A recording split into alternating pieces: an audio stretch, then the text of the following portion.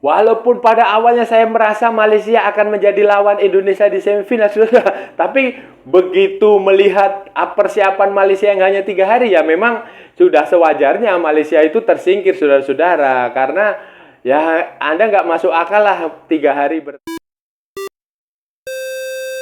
Halo saudara-saudara, jumpa lagi dengan komentator gadungan di sini. Dengan komentator yang gadungan. Seperti biasa saudara-saudara, kalau kita sudah bertemu, pasti akan ada yang kita bicarakan. Baik yang bermanfaat maupun yang tidak bermanfaat, baik yang berguna maupun yang tidak berguna, baik yang serius maupun yang hanya sekedar bercanda basa-basi. Bebas saudara-saudara, bebas. Yang penting sopan. Hari ini saudara-saudara, kita akan bicara tentang SEA Games lagi, SEA Games. Dan kita akan membahas tentang timnas Indonesia. Kita akan bicara tentang kira-kira siapa calon lawan Indonesia yang paling menguntungkan. Nah, paling menguntungkan buat Indonesia saat tampil di semifinal SEA Games, karena di situ ada Thailand dan ada Vietnam yang sedang berebut untuk menjadi juara grup.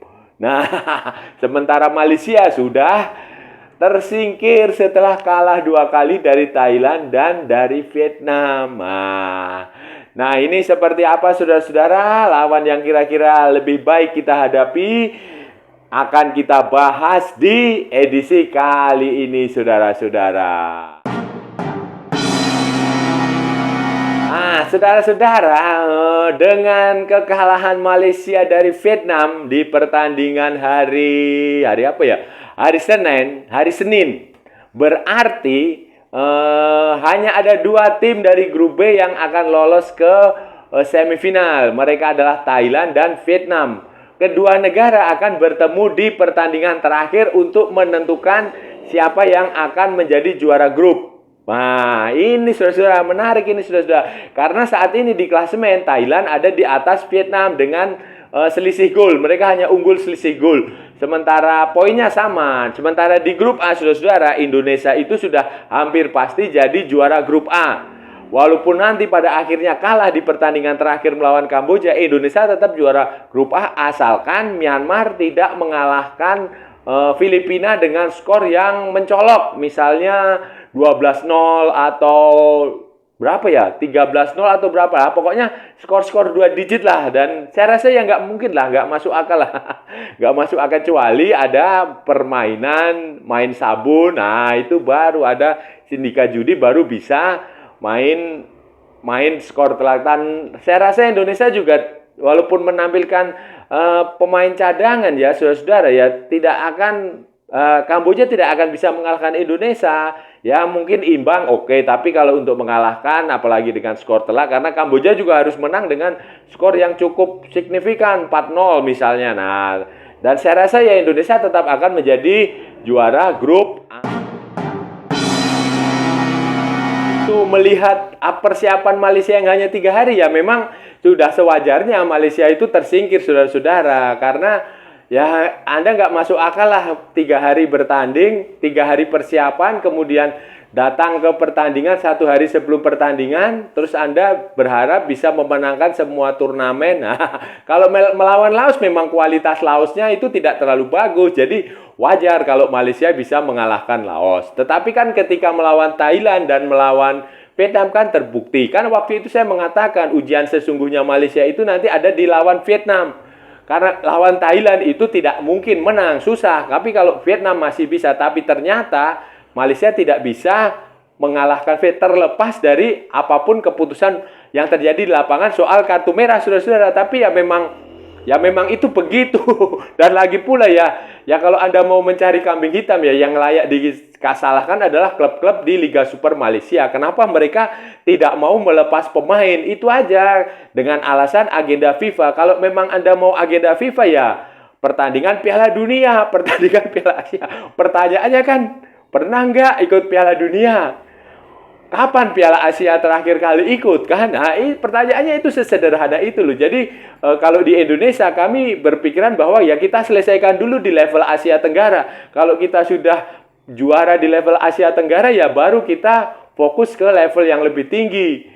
Ke level Asia, ke level dunia. Wah, bahkan tim sekelas Thailand aja yang sudah punya 16 medali emas di SEA Games, selalu juara Piala AFF aja masih berpikir bahwa level-level seperti SEA Games, level seperti Piala AFF itu penting. Walaupun mereka juga sudah level di Asianya udah tidak tertandingi lagi. Sudah Vietnam itu juga sama, walaupun mereka juara 2 edisi SEA Games, tapi mereka tetap serius menghadapi SEA Games kali ini. Terbukti mereka sempat melakukan pemusatan latihan di Doha dan mereka pemainnya berkumpul terus saudara-saudara sejak waktu di Doha sampai sekarang, sampai mereka berangkat ke SEA Games itu tetap berkumpul. Jadi ya kalau Malaysia sekarang ini gagal tidak lolos ya tidak apa-apa karena memang itu bagian dari kebijakan pemangku Asosiasi Sepak Bola Malaysia memang berorientasi ke FIFA Matchday, ke event-event FIFA yang ya entah kapan bisa tercapai saudara-saudara.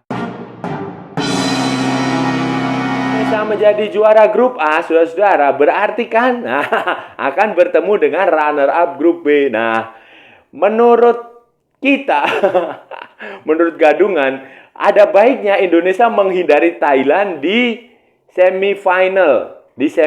Kenapa saudara-saudara? Karena Indonesia ini punya sejarah yang panjang kalau bertemu Thailand di babak-babak seperti semifinal ataupun di final itu peluang kita kalah itu jauh lebih besar dibanding peluang ngelawan Vietnam. Nanti disimpan aja Thailandnya waktu kita tampil di final. Nah, itu jauh lebih masuk akal, lebih menarik, lebih untung-untungannya besar saudara-saudara kalau kita bertemu Thailand di final. Walaupun belum ada jaminan juga karena kalau saudara ingat Piala AFF 2020 kita juga kalah dari Thailand di final. Tetapi waktu SEA Games 2021 kita kalah dari Thailand di semifinal. Jadi memang ini serba susah, saudara-saudara. Tapi ada baiknya bertemu Thailandnya itu lebih baik di final. Lebih baik di final daripada di semifinal. Karena ketika di final ini auranya berbeda, saudara-saudara. Semangat pemain itu berbeda karena itu adalah pertandingan final yang hanya sekali tanding, hanya harus menang. Kemudian ada kemungkinan adu penalti. Walaupun di semifinal juga ada adu penalti, ada macam-macam, tapi jauh lebih enak kalau bertemu Thailand di final saudara-saudara daripada di semifinal. Kenapa lebih baik bertemu Vietnam saudara-saudara? Karena Vietnam yang sekarang ini beda dengan Vietnam zamannya Park Hang-seo. Vietnam yang sekarang ini masih mencari bentuk permainan terbaik. Walaupun mereka bisa mengalahkan Malaysia, bisa mengalahkan Singapura, bisa mengalahkan Laos. Tetapi level 3 negara itu masih ada di bawah Indonesia. Itu beda sekali saudara. Jadi kalau Park Hang-seo, zamannya Park Hang-seo itu, Vietnam itu bermain dengan taktik yang sangat bagus. Mereka menyerang itu bergelombang dari belakang, belum selesai mereka udah nyerang lagi, bertubi-tubi istilahnya begitu. Tetapi kalau zaman Philippe Troussier ini, Vietnam itu lebih banyak mengandalkan serangan balik. Memanfaatkan kelengahan lawan, baru mereka akan menghukum lawan dengan serangan balik yang cepat. Kalau Indonesia bisa menghindari kesalahan, tidak melakukan kesalahan sendiri, Indonesia bisa mengimbangi Vietnam karena mereka hanya mengandalkan serangan balik, saudara-saudara. Dan ada beberapa pemain Vietnam yang harus diwaspadai dan itu saya rasa Indonesia akan bisa mengatasinya lah. Saudara, kalau saudara ingat Indonesia ini punya memori yang baik ketika bertemu dengan pelatih Vietnam Philippe Troussier. Kalau sudah ingat pada 2004 ketika Piala Asia berlangsung di Cina, Indonesia dan timnya Philippe Troussier. Waktu itu Philippe Troussier melatih timnas Qatar dan itu jauh lebih diunggulkan daripada Indonesia. Indonesia bertemu dengan Qatar, bertemu dengan kalau nggak salah tuan rumah Cina sama Bahrain. Indonesia waktu itu dilatih oleh Ivan Kolev. dengan pemain-pemain seperti Ponario Astaman, seperti kalau nggak salah tuh ada Budi Sudarsono. Begitulah generasinya itu, generasi mereka itu. Nah, pada waktu itu Indonesia bertemu dengan Qatar, asuhan Philippe Troussier, dan Qatar sangat diunggulkan untuk mengalahkan Indonesia. Ternyata saudara-saudara, ternyata Indonesia bisa mengalahkan Qatar, asuhan Philippe Troussier. Dan apa yang terjadi saudara-saudara? Beberapa hari setelah kemenangan Indonesia atas Qatar, Philippe Troussier harus dipecat oleh Asosiasi Sepak Bola Qatar karena dianggap gagal, karena kekalahan dari Indonesia itu sangat memalukan. Walaupun ini Vietnam sudah berbeda, tetapi terkadang ada faktor-faktor non teknis yang harus menjadi perhatian, dan itu semacam kutukan yang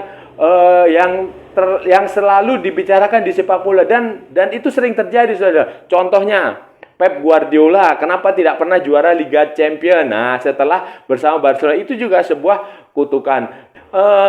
Potensi faktor non teknis itu akan menjadi salah satu yang membuat Indonesia sebaiknya bertemu Vietnam di semifinal daripada bertemu Thailand. Dengan penampilan Indonesia yang impresif waktu fase grup, pertandingan melawan Filipina, melawan Myanmar, melawan Timor Leste, sebenarnya Thailand dan Vietnam itu juga mempertimbangkan Indonesia, memperhitungkan Indonesia. Mereka berpikir dua kali untuk bertemu Indonesia gitu loh. Jadi kemungkinan mereka akan bertarung untuk menjadi juara grup. Karena kalau mereka menjadi juara grup, di semifinal mereka hanya akan bertemu kemungkinan besar Myanmar. Kemungkinan besar Myanmar, karena Myanmar yang paling punya, ya hanya keajaiban lah, hanya mukjizat, hanya kesialan yang bisa mencegah Myanmar tampil di semifinal. Dan bagi Thailand dan bagi Vietnam itu akan jauh lebih menguntungkan bertemu Myanmar di semifinal daripada bertemu Indonesia. Jadi kemungkinan besar mereka akan berusaha untuk memenangkan pertandingan. Thailand itu hanya butuh hasil imbang karena selisih gol yang baik. Sementara Vietnam dia harus menang berapapun skornya. Dan pada pertandingan terakhir nanti penentuan, mereka pasti akan bertarung mati-matian untuk saling mengalahkan agar terhindar dari Indonesia. Jadi jangan membayangkan nanti Thailand dan Vietnam akan bermain sabun seperti waktu Piala AFF U19 waktu tahun lalu, bulan apa ya tahun lalu, itu jangan. Jadi kemungkinan mereka itu juga gemetar, saudara-saudara. Mereka melihat Indonesia bermain menang 3-0, menang 5-0, menang 3-0, tanpa terkalahkan, kemudian tidak pernah kemasukan, kemudian para pemainnya juga tampil agresif, terus sistem rotasi yang diterapkan Indra Syafri juga berjalan bagus. Jadi ini sangat, ya mereka gemetar sekali, saudara-saudara. Jadi tidak usah terlalu cemas lah, saudara-saudara. Jadi pasti Vietnam dan Thailand akan menganggap Indonesia sebagai lawan yang sangat dihormati. Dan ini akan menjadi keuntungan Indonesia karena Indonesia bisa mendikte mereka.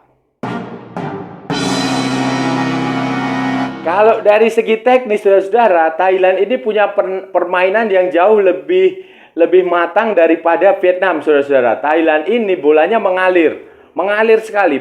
Jadi beda dengan Indonesia, beda dengan Malaysia yang masih ya begitu-begitu aja lah. Nah, Thailand ini bolanya mengalir. Jadi ketika pemain dapat bola, dia akan terus dialirkan satu sentuhan. Kemudian pemain, misalnya nih bola ada di kiri lah, nanti pemain yang di kanan itu sudah bergerak maju untuk mengantisipasi kalau ada bola yang diumpan. Ternyata nanti akan diumpankan. Jadi mereka akan begitu cara main mereka, terus mengalir 1-2 dari belakang, dari tengah, dari depan. Itu terus mengalir seperti itu. Jadi akan sangat sulit diantisipasi Indonesia kalau Indonesia bertemu Thailand, khususnya di semifinal sudah. Tapi kalau nanti ketemu di final kan ceritanya beda lagi. Nah, itu jadi pokoknya dewasa sekali mereka. Sementara Vietnam ini tidak terlalu sematang Thailand. Ada banyak celah yang bisa dimanfaatkan untuk Indonesia meraih kemenangan. Memang mereka agresif di sektor sayap, tapi Indonesia juga punya sektor sayap yang cukup bisa menekan pergerakan pemain sayap Vietnam supaya tidak maju. Nah, ini akan menjadi pertarungan di sayap yang sangat bagus menurut saya, yang bisa dimanfaatkan Indonesia untuk mengalahkan Vietnam.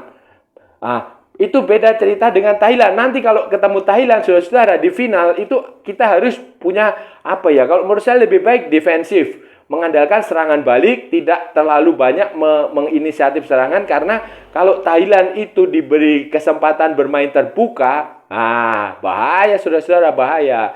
Sebaliknya kalau kita bermain terbuka dengan Vietnam, itu tidak ada masalah.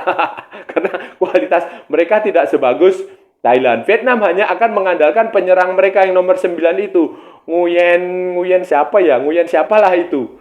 Sama nomor 10 Li siapa itu? Li atau Nguyen ya? Pokoknya namanya Nguyen semua. Jadi kualitas Vietnam tidak sebagus Thailand. Jadi tidak masalah Indonesia bertemu Vietnam, dan itu justru lebih bagus bertemu Vietnam di semifinal daripada bertemu Thailand di semifinal. Thailandnya nanti kalau sudah tampil di final, saudara-saudara. Saat melawan Kamboja nanti, saudara-saudara, ada baiknya Indra Sapti tidak terlalu memforsir tenaga para pemain. Jadi beberapa pemain cadangan itu dimainkan aja, sudah nggak usah takut. Misalnya kayak Marcelino, kayak Rizky Ridho, kayak Pratama Arhan itu diistirahatkan aja, nggak usah dimainkan. Supaya tenaga mereka benar-benar sehat, benar-benar bugar, benar-benar fit waktu melawan semifinal. Dan apa ya? Dan selain itu juga untuk alternatif formasi. Jadi Indra Safri harus punya alternatif formasi atau alternatif cara permainan ketika nanti menghadapi semifinal. Ketika saya yakin Thailand dan Vietnam itu pasti akan mematikan Marcelino Ferdinand dan mencegah supaya Fajar Fatur Rahman tidak terlalu agresif menyerang. Itu pasti mereka akan itu. Jadi pertandingan melawan Kamboja itu harus digunakan untuk mencari formasi alternatif, untuk mencari sistem permainan baru yang kemungkinan bisa digunakan untuk mengecoh Vietnam atau Thailand nanti ketika dihadapi di semifinal dan final. Dan caranya ya mengistirahatkan pemain-pemain utama itu, mainkan pemain-pemain cadangan, dan ya bermain imbang kan tidak masalah, tidak harus rekor 100%, tidak harus clean sheet, tidak harus, saudara. Itu kan hanya untuk gengsi aja, menang 100%, kemudian clean sheet, mencetak gol banyak, skor-skor telak, itu kan hanya gengsi aja. Tetapi kan goalnya, tujuan utama Anda tampil di SEA Games ini kan mendapatkan medali emas. Menang di satu pertandingan atau kalah di satu pertandingan tidak masalah selama target Anda mendapatkan medali emas itu tercapai, dan seharusnya itu nanti yang dilakukan. Seharusnya ya, saran saya, saran gadungan ini seharusnya dilakukan waktu nanti pertandingan Kamboja. Istirahat semua, parkir supaya itu tadi tidak bisa terbaca, supaya pemain bisa ada alternatif lain, saudara-saudara. Nah, itu tadi pembahasan kita hari ini, saudara-saudara.